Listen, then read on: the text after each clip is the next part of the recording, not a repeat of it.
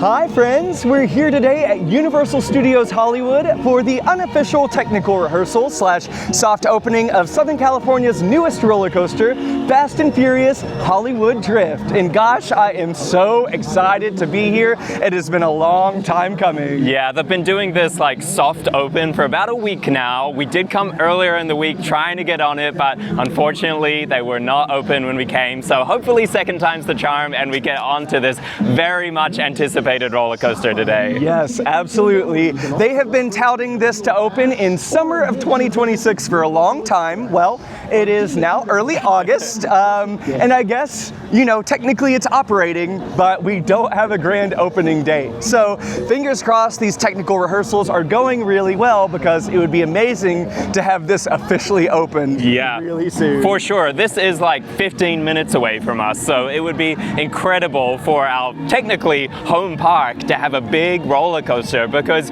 before this there hasn't really been a whole lot to draw us into Universal Studios, but big roller coaster is going to change that. Yeah, we have been waiting years for this moment. Fingers crossed the time has finally arrived. Let's get in there and do it. Let's do it. If I put your finger on there, just hold it down. You can wait for that green light to turn on. Perfect, come on in. Awesome, thank you.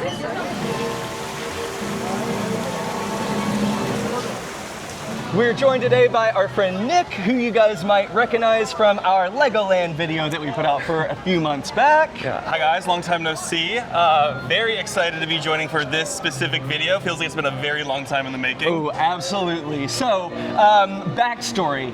This coaster was officially confirmed by Universal in July of 2023, but rumors and rumblings about the coaster began back in summer of 2022 when we saw the permits filed for the demolition of the special effects and animal stunt show.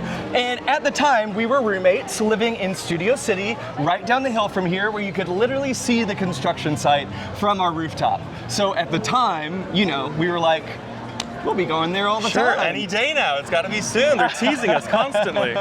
We'll, like, you know, get some tickets, head up the hill on a weeknight, have a drink, ride the coaster. Well, it's been 4 years since then. 4 long years. But now the coaster is operating, and we got our gold season passes. Pass holders, baby.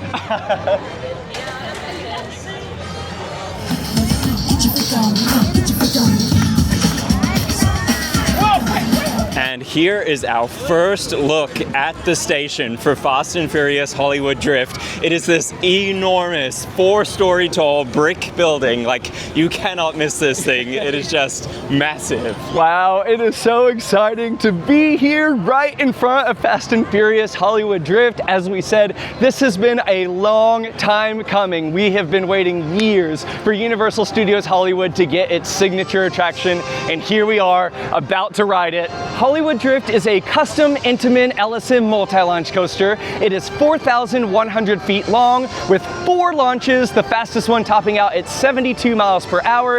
It has 4 inversions, but what really makes this coaster unique, other than its hillside setting overlooking the San Fernando Valley, is the fact that the cars are able to rotate individually. I'm not sure if it can technically be considered a prototype, because it's really an evolution of the technology that Intamin used on Objectif Mars at Futuroscope in France. But this is definitely taking it to the extreme. I've heard this coaster described as a more intense version of Cosmic Rewind at Epcot at Walt Disney World, and I love that coaster. So, wow, I am so excited to get on this. Kieran, are you ready to go? I have been waiting many, many years, and the time is finally here, so let's do it! Let's get in line! So here, under this archway, which is reminiscent of an LA bridge, is the main entrance to the ride, but as you would expect, there is a very long line outside before we can even begin to get into the actual queue, so let's figure out where this ends. Okay, so we have been waiting outside of the official queue. The line goes back near Minions, but it's been moving really fast. Now we are entering the actual official queue. So we are entering into the next phase of the line. However, for you tall folk out there, there's an additional step to be had. Yeah, so I guess they're gonna have to measure me up against the test seat and make sure my eyes are below the top of the headrest. I think in my entire history of riding rides, I don't usually get on like small coasters where they'd have to kick me off, but I've only been turned away once, I think in New England for that Batman style coaster. But every time they check me, I get so nervous. If I can't get on this, I am never coming back to Universal Hollywood. I'll tell you that right now. Understandable. All right, it's the moment of truth. Will he ride? What we're looking for is this blue indicator to turn to green. So we're having to push down the lat bar for me. Oh yeah, he's short. Hands up. Make sure you're all set. Oh, they go. All right, now that we are clear to ride, we are entering the area where you can split off into single rider, express line, or just regular line. And I believe we're in the regular line. We're pretty regular today. All right, here we are officially at the end of the standby queue. Most of the line in here does look full, so this is going to give us a good gauge of if the standby queue is full. We'll let you know how long the wait is going to be. Now keep in mind this is the soft opening, so I don't really know what their ratio of standby to express looks like. So during normal operations, the wait time could vary, but yeah. Fun to be here and exciting that it looks like we're about to step into the shade, which will be much better than standing on concrete under the Southern California summer sun. And I've just started a stopwatch so we can see for sure exactly how long we're going to wait today. I'm bracing myself for 2+ hours. I really hope it's not on the bright side. Like Daniel said, it all looks mostly shaded, which is huge because standing in the sun for that long is a no-go a lot of the times, whereas today, I could do it twice. So, fingers crossed it's under the 2-hour mark, but I'm gonna keep my expectations low for that. Yeah, that would be great. However, I'm gonna go ahead and make a guess for 2 hours and 11 minutes. Ooh, okay, I have to get precise. I'm feeling good. 1 hour, 57 minutes.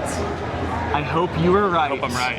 And as for me, I think we're going to be here for 3 hours, 10 minutes. And I hope you're wrong. I hope so too. We have entered the extended queue area, I would have to assume. A lot of switchbacks back here. Did not know this part of the queue was back here. They got us. But at least in every part of the queue, you get a fun view of the coaster. And shade sails. Six Flags and Thorpe Park could never. Kudos to Universal for including drinking fountains and a place to fill up your reusable bottles as well. It is like much needed, especially on a day like today when it is literally 100 degrees out here.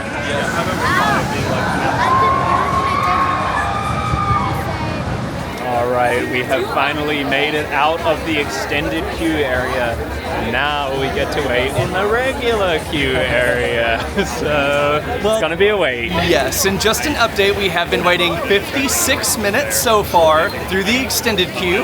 Hopefully that means that the normal queue goes much more quickly. However, they are only running one side of the station at the moment. So not sure if that's due to technical difficulties or just because that's how they wanted to run the technical rehearsals today, but it would be great to see that second station open up.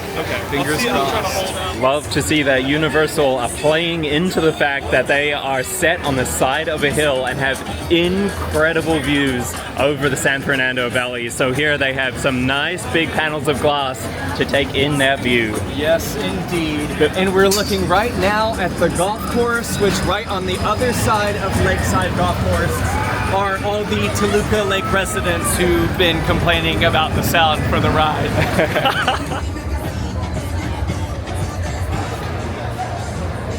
They had just transferred a train off. Now it looks like we are transferring one back on. Fingers crossed this is the end of a brief delay.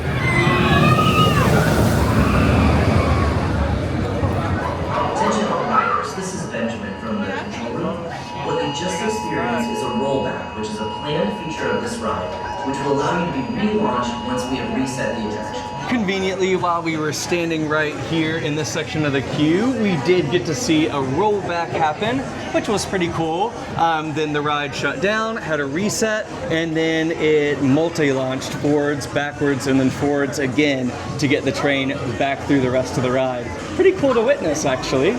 So admittedly, I don't really know anything about Fast and Furious or cars, but Nick is, in addition to a roller coaster enthusiast, also a car enthusiast. So, Nick, what are these cars that we're looking at behind us? So in the queue here, behind me here is a 2012 Nissan GTR. It's an updated model from the one that's featured on the ride, which is, I think, Brian's R34 Skyline is the third car on the train.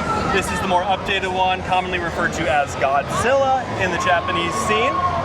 Over on this side here, we have what I think is a pretty close, very similar to a Ford 1970 Escort, the rally car. I think it's an RS 1600. So RS stands for Rally Sport. 1600 is the engine displacement for a 1.6 liter engine. Those are really fun and tossable. This one's not a real car, whereas this one is. I think this is more of a stunt vehicle or something over here because it's not exactly a right copy. There's a little bit of Mustang thrown in there, but it's fun. And then over on the far side, if you can see it, there is a more modern style of Dodge Charger, the SRT8. That's after the Challenger came on and took over the two-door moniker. This is now the four-door, and then if you're keeping up with cars these days, Dodge is back to the two-door version of the Charger. Wow, this is what normal people feel like when I talk about roller coasters. All right, we have made it to the merge point. We have made it to the lockers. Unfortunately, we have to go through a metal detector, so we're going to put everything in a locker. So we're going to see you on the other side, but you guys will see our experience because we will be taking our meta glasses with a strap, which is the only approved way to get on-ride footage of Hollywood Drift at the moment. So, this is my first time that I'm going to be experimenting with these. Fingers crossed it works out. You're about to see.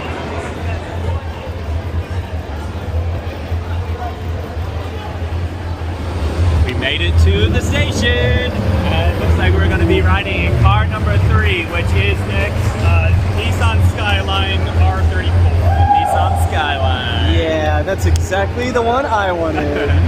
Here we go.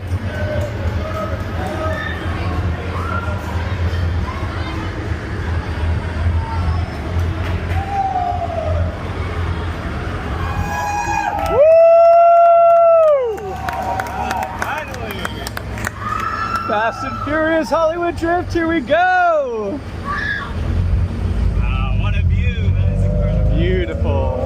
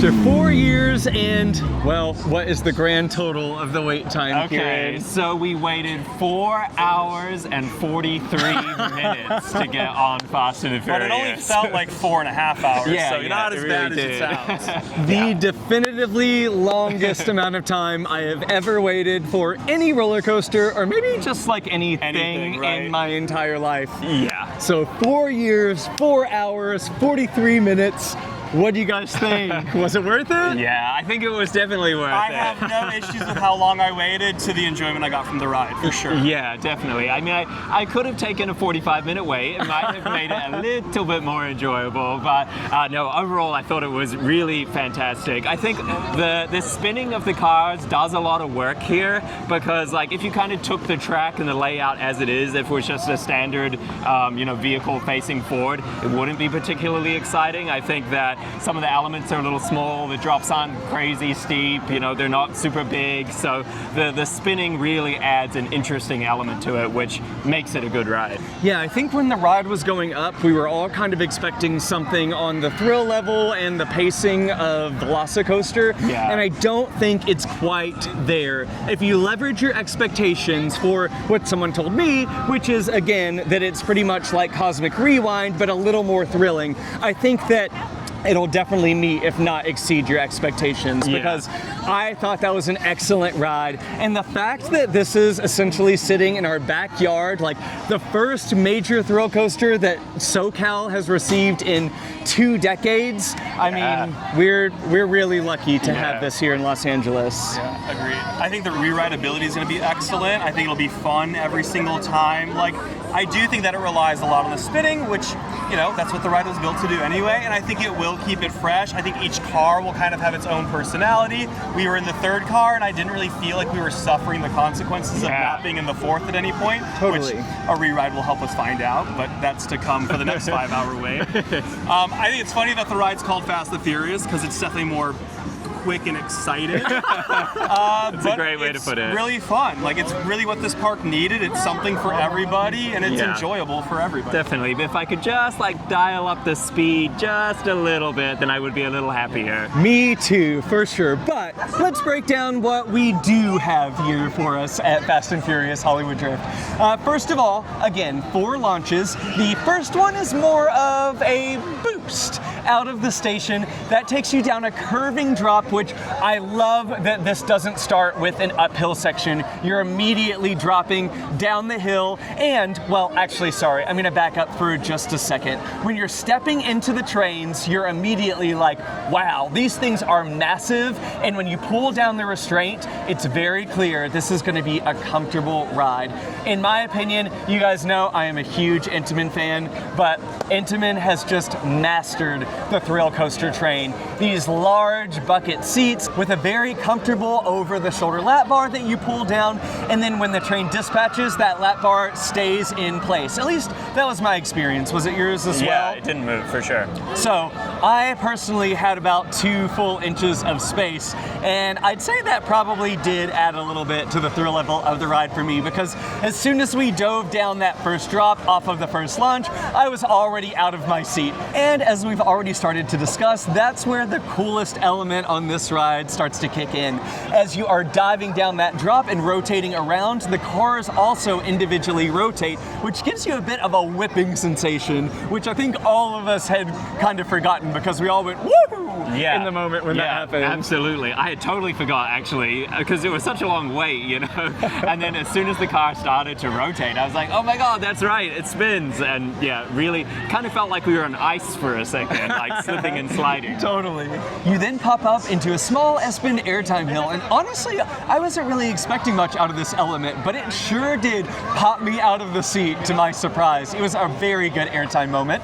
And speaking of airtime moments, you then go into what might be the largest or second largest drop on the ride, the only true straight drop on the ride. I'd probably estimate it to be about 70 feet or so. There is a trim. I don't really remember feeling that, but there's great floater airtime all the way down to the bottom of the hill. You then curve into what feels like is going to be an upward helix before twisting into a 0G roll. And all this time, the cars are rotating once again inward. At least the third car was rotating inwards to the point where when you're upside down in the roll, you're actually facing backwards, which was so disorienting and so fun. You continue down that element up into the mid-course brake run. This serves a dual purpose. 1, probably to keep people from getting nauseous from the spinning, and 2, because obviously we need to cut this ride into block zones. There's 16 passenger trains. We need to get the trains moving through this ride.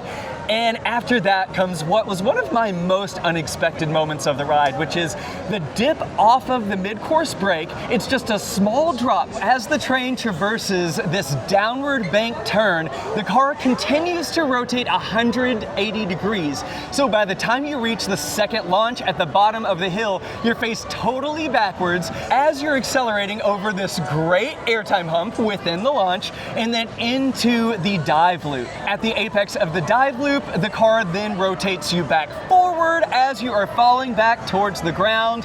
Kind of upside down, kind of not. There's kind of some airtime. It's a great moment. You then go into the third launch. I'm guessing this is the fastest one where you reach the top speed of 72 miles per hour.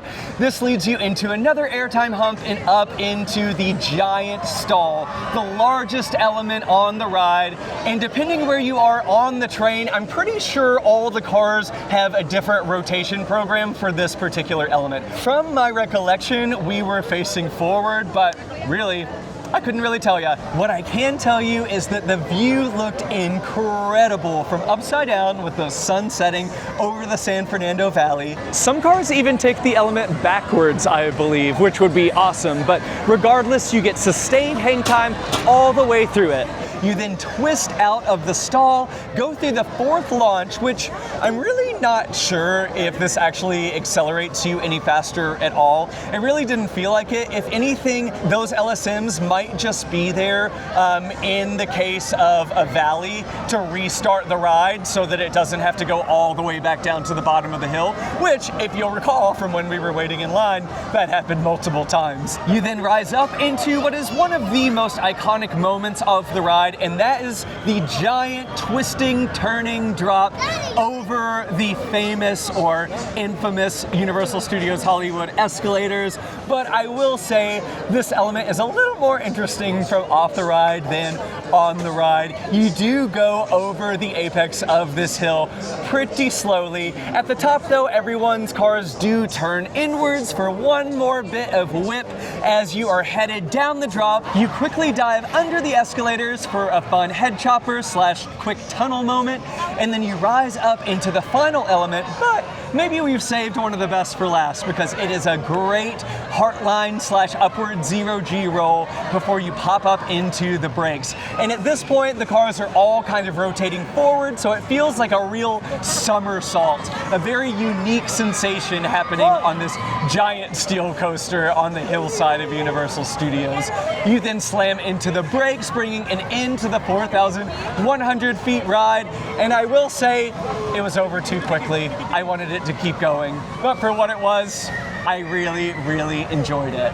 I thought it was a blast, and again, I just love that this is our new hometown coaster with crazy re-rideability, and I'll tell you what, I'll be back here next week to do it again. In terms of the theming on the ride, it is pretty light, honestly. There is like a few cars scattered around in that queue area, which you would have seen.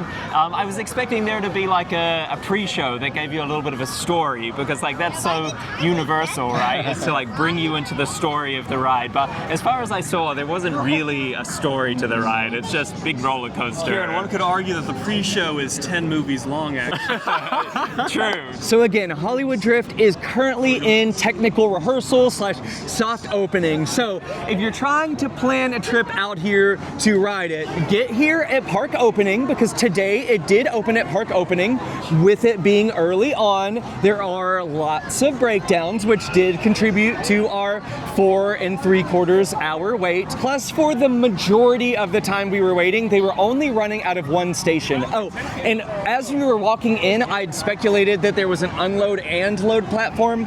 That is not the case. So there is dual loading, but you do unload and load in the same spot. So just something to keep in mind. I'd get here at opening, I'd plan to stay all day. Unfortunately, they did close the line at 7 p.m. tonight. The park closes at 9, so I would say anticipate all of the lines closing about 2 hours before park opening, or before park closing at the latest. I had heard from friends that the single rider line Run was ranging from 30 to 45 minutes. And Express, from the time that you entered Express to the time you got off the ride, expect to wait 45 minutes to an hour. And with that, we are going to end our day down the escalators at Jurassic World River Adventure for one last ride. Yay, our second ride of the day! Yeah, only our second ride, which is crazy. We are going to leave you guys here. We're going to do a full park review sometime in the future, so stay tuned for that. Yes, Nick, thank you so much for joining us today. I'm sure you guys will see him around a lot more soon. But if you enjoyed this review of Fast and Furious Hollywood Drift, please like this video, leave us a comment, subscribe to the channel. And don't forget to hit that bell icon. Yeah. Yes, please. And we will see you guys very, very soon. Thank you. Bye.